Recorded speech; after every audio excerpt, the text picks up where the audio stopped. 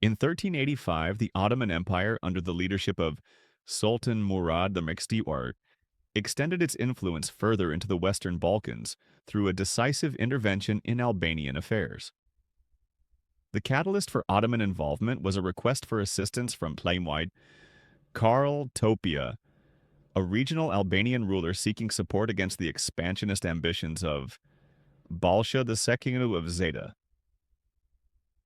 This intervention culminated in the Battle of Savra, a military engagement that not only demonstrated the Ottomans' growing power in Europe, but also facilitated the annexation of key towns and the establishment of a lasting Ottoman presence in the region. The political situation in Albania during the late 14th century was marked by fragmentation and competition among local lords.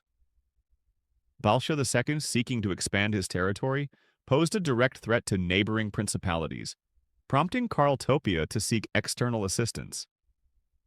Recognizing the opportunity to assert influence in the Western Balkans, Murad III responded, sending a contingent of Ottoman troops to intervene.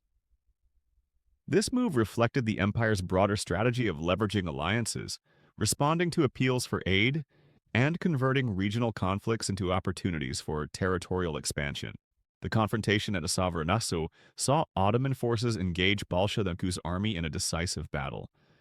Ottoman troops, well organized and disciplined, employed a combination of tactical maneuvering and coordinated attacks to overwhelm the Zetan forces.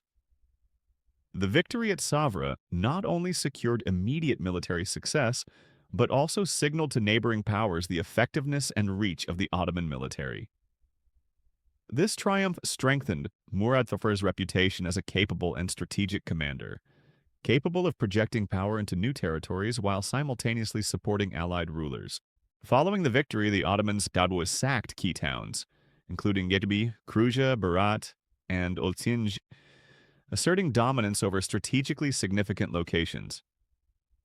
The incorporation of these towns into the Ottoman sphere allowed the empire to control vital trade routes and access important economic and military resources.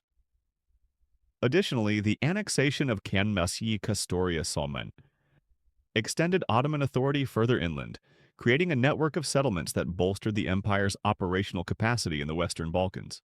These acquisitions represented not merely military conquest, but the establishment of a lasting administrative and strategic framework that facilitated further expansion.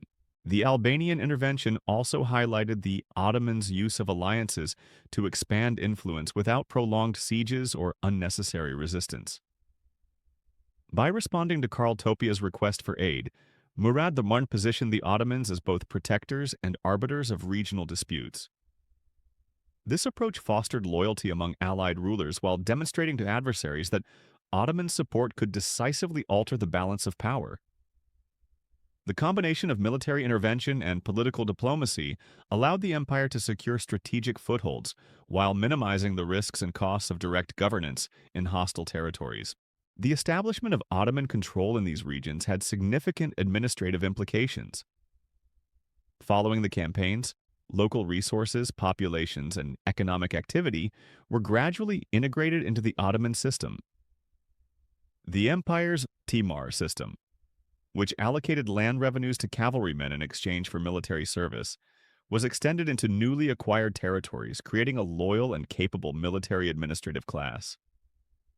This integration ensured that the empire could maintain a sustainable military presence while fostering stability and continuity in the governance of these newly conquered towns. Socially, the Albanian intervention reflected the Ottomans' pragmatic approach to local populations. While military force was applied to secure victories, the empire allowed for the continuation of existing social and religious structures where feasible. Christian communities in the affected towns were generally permitted to practice their faith, while local leaders were often incorporated into Ottoman administration or given incentives to cooperate. This policy of conditional tolerance encouraged compliance, reduced resistance, and reinforced the legitimacy of Ottoman authority in newly acquired regions. Economically, the annexation of Kruja, Berat, Ulcinj, and Kastoria expanded the empire's access to trade routes, agricultural resources, and urban markets. Control over these strategic locations facilitated taxation, resource mobilization, and logistical support for ongoing and future military campaigns.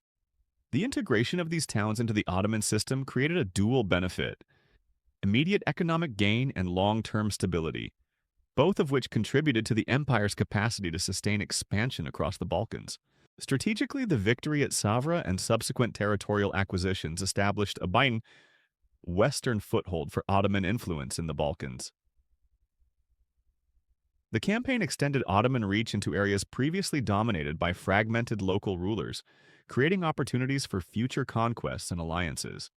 The presence of Ottoman forces and the integration of conquered territories acted as a deterrent against potential adversaries, signaling the empire's capacity to intervene decisively in regional conflicts.